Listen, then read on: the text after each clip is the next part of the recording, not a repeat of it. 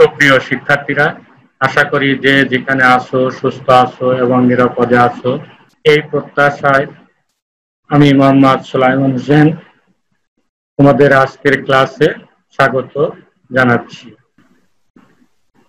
আজকে আমি তোমাদেরকে সমান্তরাল প্রগমন অধ্যায় থেকে কয়েকটি অঙ্ক করাবো। তার মধ্যে প্রথম অঙ্কটি হচ্ছে 8 plus 8 8 plus 8 8 8 plus ... n সংখ্যক পদের যোগফল নির্ণয় করো। অঙ্কটি ব্যবস্থাপনা বিষয়ে 2019 সালে পরীক্ষায় এসেছিল।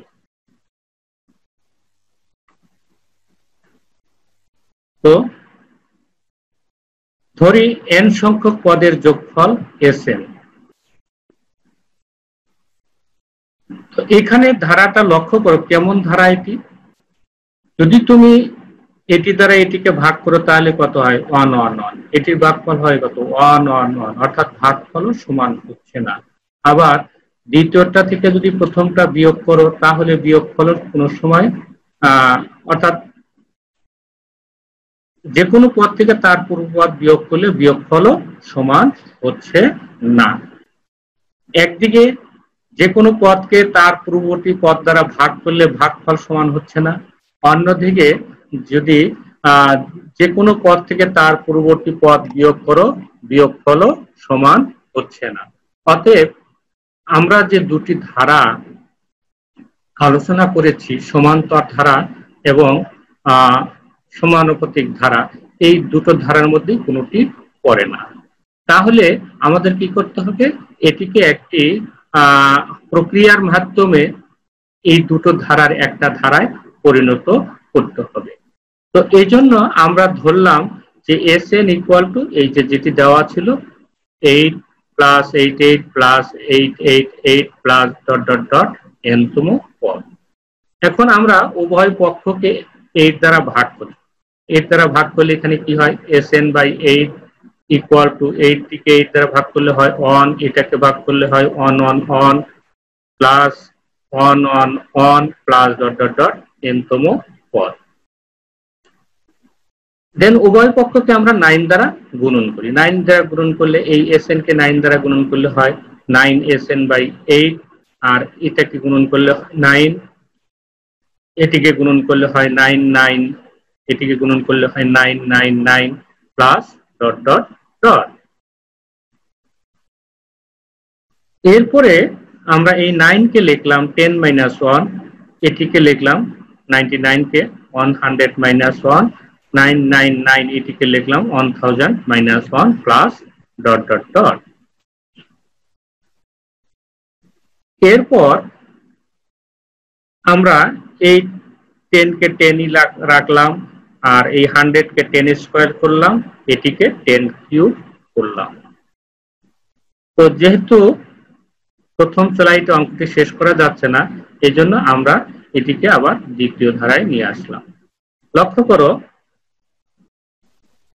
এটি কি ছিল আমার এরকম। তো আমরা এই প্রথমটাকে প্রথমে লিখবো, কি লিখবো 10 প্লাস 10 স্কয়ার প্লাস 10 কিউব, এরকম করে n-তম পদ পর্যন্ত লিখবো এবং এই মাইনাস কমন নিয়ে এগুলো দ্বিতীয় ব্র্যাকেটের মধ্যে লিখবো। তো আমরা সেটি করলাম, প্রথমগুলোকে লিখলাম কি 10 প্লাস 10 স্কয়ার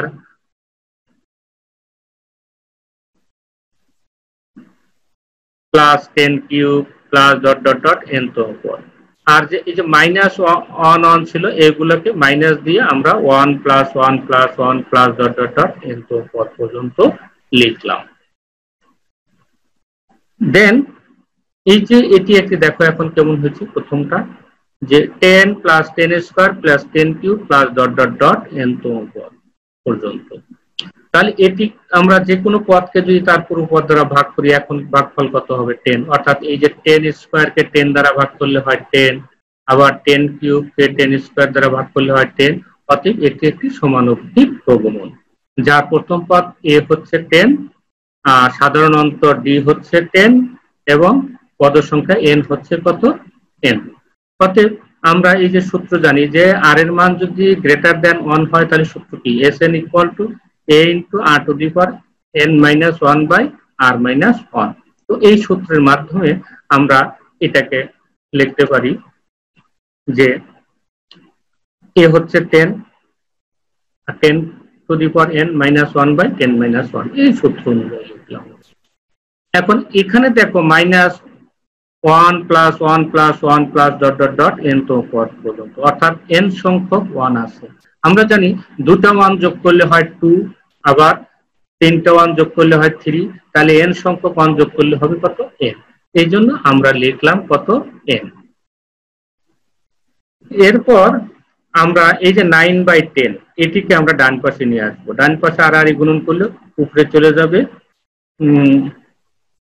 ও তার আগে আমরা এই 10 থেকে 1 বিয়োগ করে 9 পেলাম, জাস্ট এই লাইন। এবং তারপরে এই 8 কে উপরে নিয়ে আসলাম আর 9 কে এই নিচে নিয়ে আসলাম। এখন এটা দিয়ে 8/9 দিয়ে যদি গুণন করি তাহলে কি আসবে? 8 দিয়ে গুণন করলে হয় 80, আর 9 দিয়ে 9 কে গুণন করলে 81, তাহলে এটা হলো।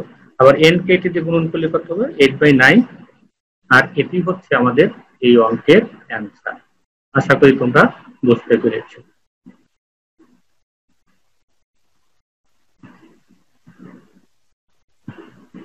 পরবর্তী অঙ্ক 5 plus y plus z plus 135 গুণোত্তর ধারাভুক্ত হলে y ও z এর মান নির্ণয় করো। এই অঙ্কটি ফিনান্স বিভাগে 2015 সালে জাতীয় বিশ্ববিদ্যালয়ের পরীক্ষায় এসেছিল। আমরা সমাধান করি।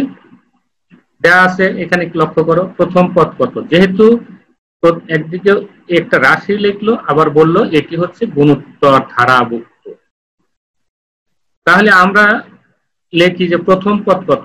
প্রথম পদ a ইকুয়াল টু 5, দ্বিতীয় পদ ইকুয়াল টু কত দেওয়া আছে y লিখলাম, তৃতীয় পদ ইকুয়াল টু z দেওয়া আছে এবং চতুর্থ পদ দেওয়া আছে কত 135 অর্থাৎ 135। আমাদের বের করতে হবে কি y ও z এর মান।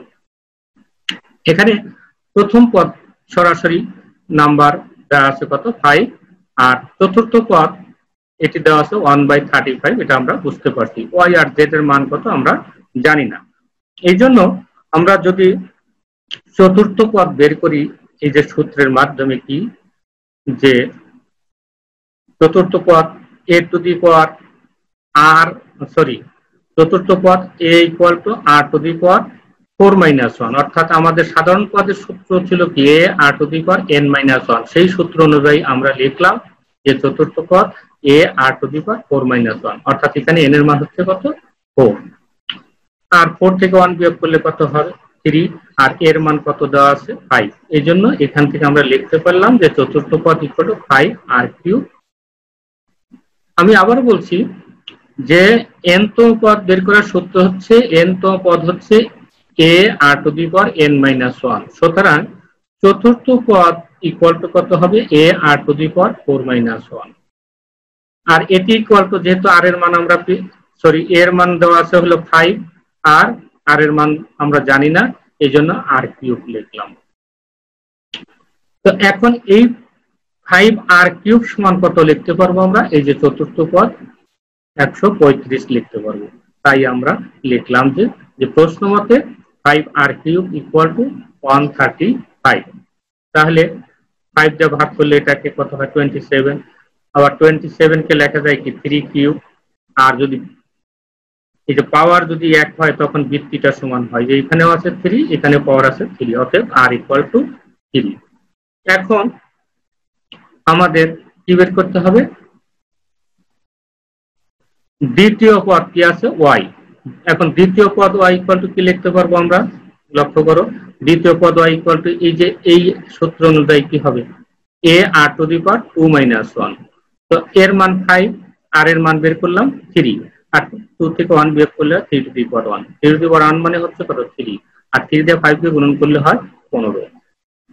তেমনি ভাবে তৃতীয় পদ কি আছে আমাদের z, তো তৃতীয় পদ z ইকুয়াল টু কত হবে a r টু দি পাওয়ার 3-1, অর্থাৎ এখানে n এর মান হচ্ছে 3, তাহলে এর মান বসাই 5, আর 3 থেকে 1 বিয়োগ করলে থাকে 2 square, sorry 3 square, 3 square equal to কত 9, 9 দিয়ে 5 দিয়ে গুণন করলে হয় 45। আর এটি হচ্ছে আমাদের এই অঙ্কের অ্যান্সার। আশা করি তোমরা বুঝতে পেরেছো।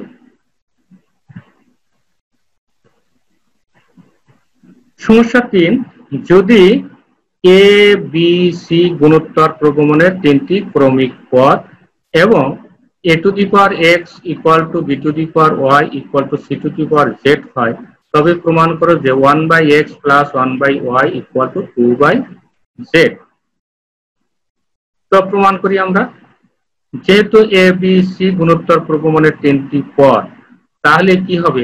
তাহলে আমরা লিখতে পারি, লক্ষ্য করো যে এই 3টা হচ্ছে গুণোত্তর প্রগমনের পদ, এই গুণোত্তর প্রগমনের 3টি পদ, অর্থাৎ এটি প্রথম পদ, এটি দ্বিতীয় পদ, এটি তৃতীয় পদ। তো আমরা জানি যে কোনো পদকে তার পূর্ববর্তী পদ দ্বারা ভাগ করলে ভাগফল সবসময় সমান হয়। কাজে আমরা লিখতে পারি b by a equal to এই যে c বাই b, অর্থাৎ b কে এর দ্বারা ভাগ করলে যা হবে c কে b দ্বারা ভাগ করলে একই হবে। এখন আড়াআড়ি গুণন করি, আড়াআড়ি গুণন করলে কত আসে আমাদের? b square equal to ac। এটি হলো 1 নম্বর। আবার কি দেওয়া আছে? a to the power x equal to b to the power y। এই যে এখান থেকে আমরা লিখতে পারি a to the power x equal to b to the power y। এখান থেকে আমরা এর মান বের করব। এর মান বের করতে গেলে কি করতে হয় দেখো, এই যে উভয় পক্ষের পাওয়ার যদি 1/x নেই আমরা, তাহলে এভাবে লিখতে পারি। এখন এই x x কাটা যাবে, থাকবে কি শুধু বাম পাশে শুধু a ইকুয়াল টু কত হবে? এই যে y কে x দ্বারা ভাগ হবে, এটা y ইনটু 1/x, তখন y/x হবে। এটিকে লিখলাম আমি 2 নাম্বার। ঠিক তেমনি ভাবে এই যে দেওয়া আছে কত b to the power equal to c two the power z, তাহলে এখান থেকে আমরা লিখতে পারি c two the power z equal to b to the power y। যেভাবে এখান থেকে এর মান বের করলাম, ঠিক এখান থেকে আমরা c এর মান বের করতে পারি কত? b to the power y/z। তাই আমি লিখেছি যে এখান থেকে c equal to b to the power y/z। এটা হলো 3 নম্বর। এখন 1, 2 এবং 3 এর সাহায্যে আমরা দেখি কি পাই। অর্থাৎ 1 নং এ তুমি কি করো, এই 2 নং আর 3 নং থেকে a এবং c এর মান বসাবো। বসাইলে আমরা পাচ্ছি দেখো কি b স্কয়ার, এই যে b স্কয়ার ইকুয়াল টু এর মান হচ্ছে b to the power y/x, আর c এর মান হচ্ছে b to the power y/z। তো এখন ভিত্তি যদি একই হয় তাহলে পাওয়ার গুলা যোগ হয়, তাই যোগ করলাম যে b to the power y/x plus y/z। এখন লক্ষ্য করো, এই যে উভয় পক্ষে ভিত্তি একই, কাজেই কি হবে? পাওয়ার গুলো সমান হবে, পাওয়ার গুলো সমান লিখলাম। দেন আমরা এই ডান পক্ষে এখান থেকে যেটি আছে এটাকে বাম পক্ষে লিখি, আর y কমন নেই। y কমন নিলে কি থাকে? 1/x plus 1/z equal to 2। এখন এই 2টা এই yটা 2 এর নিচে নিয়ে আসি, আর গুণন করে নিচে নিয়ে আসলাম। দেখো এই যে আমাদের প্রমাণ করতে বলেছিল 1/x plus 1/y equal to 2/z, আর এটি এসেছে। অতএব আমরা লিখতে পারি কি? প্রমাণিত। আশা করি তোমরা বুঝতে পেরেছো। তো সমস্যা 4, কোন সমান্তর প্রগমনের সমান্তর প্রগমনের m-তম পদ m স্কয়ার এবং n-তম পদ n স্কয়ার হলে m প্লাস n-তম পদের মান বের করো, বা m প্লাস 1-তম পদের মান কত। তো এখানে বলে দেওয়া আছে ধারাটা কি? সমান্তর প্রগমন, অর্থাৎ সমান্তর ধারা। তাহলে আমাদের সেই সমান্তর ধারার নিয়ম অনুযায়ী করতে হবে। এখানে দেওয়া আছে কি? m-তম পদ m স্কয়ার আর n-তম পদ n স্কয়ার বের করতে হবে, m প্লাস n-তম পদ। তাহলে সমান্তর প্রগমন করতে গিয়ে আমরা যেটি করি, আমরা প্রথম পদ ধরি। প্রথম পদ আমরা এখানে কত দেয়া নাই, অতএব আমরা লিখলাম যে মনে করি প্রথম পদটা হলো a আর সাধারণ অন্তর হলো d। তাহলে আমাদের কি আছে? আমরা লিখলাম সমান্তর ধারাটির প্রথম পদ a, সাধারণ অন্তর d। তাই m-তম পদ, সেই আমরা যদি n-তম পদ এই যে নিচে যেটি আছে এটির সূত্র জানি আমরা, যে n-তম পদ equal to a plus n minus 1 into d। তাহলে m তম পদ কত হবে a plus m minus 1 into d। আমি আবার বলছি যে a যদি প্রথম পদ, সাধারণ অন্তর যদি d হয় তাহলে m তম পদ হবে a plus m minus 1 into d এবং n তম পদ হবে a plus n minus 1 into d। আর এটি হলো আমাদের কি সূত্র। তো এখন প্রশ্ন মতে এই m তম পদের মান দেওয়া আছে m স্কয়ার, অতএব আমরা এই যে a plus m minus 1 into d এটির পরিবর্তে লিখলাম m স্কয়ার, এটাকে নাম দিলাম 1 নাম্বার। আর এই যে n তম পদ a plus n minus 1 into d এটি ইকুয়াল টু দেওয়া আছে কত n স্কয়ার, অতএব লিখলাম n স্কয়ার। এটা হলো 2 নাম্বার। এখন এই 1 নাম্বার সমীকরণ থেকে যদি 2 নাম্বার সমীকরণ বিয়োগ করি আমরা, তাহলে কি হবে a আর a ক্যান্সেল, আর m মাইনাস 1 থেকে n মাইনাস 1 বিয়োগ করলাম, বিয়োগ করলে দেখো কি হয় m minus 1 minus n plus 1 লিখে এটা d কমন আছে, কমন আকারে d দিয়ে দিলাম, আর m square minus n square. Then এখানে 1 আর 1 ক্যান্সেল, তাহলে থাকলো কি m minus n into d, আর এটাকে m square minus n square সূত্র বলে m minus 1 into m plus 1। তাহলে উভয় পক্ষ থেকে m মাইনাস 1 আর m মাইনাস 1 ভাগ করি, উভয় পক্ষকে m মাইনাস 1 দ্বারা ভাগ করলে m মাইনাস 1 আর m মাইনাস 1 কাটা যায়, থাকলো কি d equal to m plus 1। এখন আমাদের বের করতে হবে কত m প্লাস n তম পদের সূত্র। তাহলে এই যে সূত্রটা আমি যদি এখানে এই যে 2 নম্বর সমীকরণ যেটা লিখছিলাম, বা এই যে এখানে n তম পদ, n তম পদের স্থলে তুমি চিন্তা করো m প্লাস n তম পদ, তাহলে কত হবে m প্লাস n তম পদ হবে a প্লাস n এর মান হচ্ছে m plus n minus 1 into d, এটা হচ্ছে m প্লাস 1 তম পদ সূত্র। তো এখন আমাদের এটিকে আমরা এর মান আর d এর মান জানি না, আর প্রশ্নেও a এবং d সম্পর্কে কিছু বলা নাই, অতএব এখান থেকে a এবং d বাদ দিতে পারলেই আমাদের মানটা বের হয়ে যাবে। তো এটা বের করার জন্য দেখো এখানে আমি লিখলাম যে a plus m minus 1 into d আর প্লাস nd। তাহলে দেখো এখান থেকে যদি আমি d কমন নিই তাহলে এটাই কিন্তু হয়। আর অন্যদিকে কি m মাইনাস 1 ইন্টু d এর মান আমরা বের করেছি কত, এই দেখো a plus m minus 1 into d দেওয়া ছিল কত m স্কয়ার। 1 নম্বর সমীকরণের দিকে দেখো, দেখবা যে a plus m minus 1 into d সমান কত m স্কয়ার, আর nd সমান কত n তো জানি, d এর মান হচ্ছে m প্লাস 1। আমরা এখানে তাহলে a প্লাস m মাইনাস 1 এটার মান বসাবো আর d এর মান বসাবো। তো এটার মান ছিল m স্কয়ার আর d এর মান হচ্ছে m প্লাস 1 লিখলাম, দেন m স্কয়ার প্লাস এটিতে গুণ করলে mn প্লাস n স্কয়ার, আর এটি হচ্ছে আমাদের এই অঙ্কের অ্যান্সার।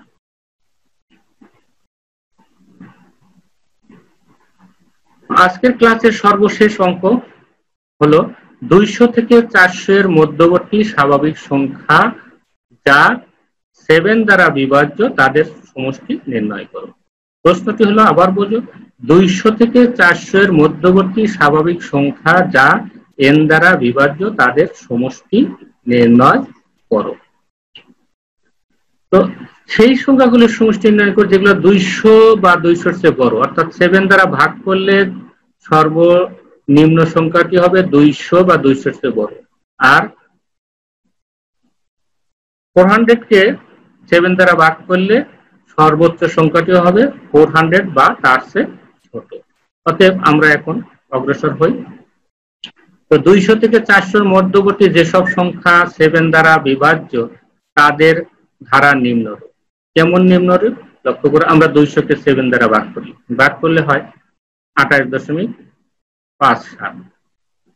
তো এটি পূর্ণ সংখ্যা নয়, বিভাজ্য, তাহলে এই 200 7 দ্বারা বিভাজ্য নয়। তো তাহলে কি হয়, এর চেয়ে বড় কোন সংখ্যাটা, 200 চেয়ে বড় কোন সংখ্যাটা 7 দ্বারা বিভাজ্য হবে? অর্থাৎ যে ভাগফল হলো 28.57, এর চেয়ে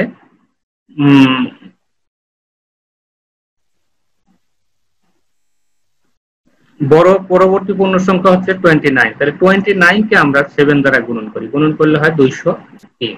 তাহলে এই 200 চেয়ে বড় 7 দ্বারা বিভাজ্য প্রথম সংখ্যাটি হচ্ছে 203। তাহলে আমরা লিখতে পারি ধারাটি 203, তার সাথে 7 যোগ করলে 210, তারপরে তবে 7 যোগ করে 217, এভাবে ডট ডট ডট। এখন সর্বশেষ অর্থাৎ লাস্ট পদ কত হবে? লাস্ট পদ বের করার জন্য আমরা 400 কে 7 দ্বারা ভাগ করি, ভাগ করলে কত হয়? 57.14। এর পরবর্তী পূর্ণ সংখ্যা হলো 58, তাকে যদি আমরা 7 দ্বারা ভাগ করি তাহলে সেটি 400 চেয়ে বড় হয়ে যাবে, আমাদের লিখতে হবে 400 চেয়ে ছোট। অতএব এই 57 কে আমরা 7 দ্বারা গুণন করি, কত পাই? 399। অতএব এই ধারাটির লাস্ট পদ হবে 399, লিখলাম। এখন আমরা পেলাম কত? এ পেলাম কত? 302। এই যে 210 থেকে 203 বিয়োগ করলে যেটি হবে সেটি হলো 7, এই জন্য সাধারণ অন্তর হলো 7। এখন যোগফল নির্ণয় করার যে দুটি সূত্র জানি, দুটো সূত্র দিয়ে আমাদের কি লাগবে? n লাগবে, অর্থাৎ পদ সংখ্যা কত। এই জন্য আমরা পদ সংখ্যা বের করার জন্য লিখি, যেহেতু এই যে লাস্ট পদ দেওয়া আছে, অতএব লাস্ট শেষ পদ l লিখলাম 399 এবং সূত্র লিখলাম যে ধরলাম যে পদ সংখ্যা n, তাহলে সূত্র হবে কি? l = a + n - 1 * d। এখানে l এর মান, এর মান এবং d এর মান বসালাম, বসিয়ে আমরা কি পেলাম? এটা পেলাম। এরপরে 7n - 7 = 196, তাহলে n = কত? এই 196 এর সাথে 7 যোগ করে n দ্বারা ভাগ করলাম, ভাগ করলে কত আসে? সরল করে 29। তাহলে আমাদের কি হলো? n এর মান হলো 29। আর এখন sn = কত? আমরা জানি কি? a জানি, l জানি, n জানি, তাহলে সূত্রটা কি হবে? sn = a + l * n/2।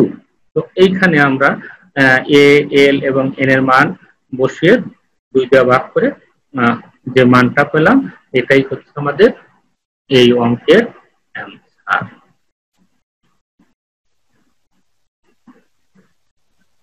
তো প্রিয় শিক্ষার্থীরা, পরবর্তী ক্লাস পর্যন্ত তোমরা সুস্থ থাকো, নিরাপদে থাকো এবং স্বাস্থ্যবিধি মেনে চলো, এই প্রত্যাশায় আজকের ক্লাস শেষ করছি।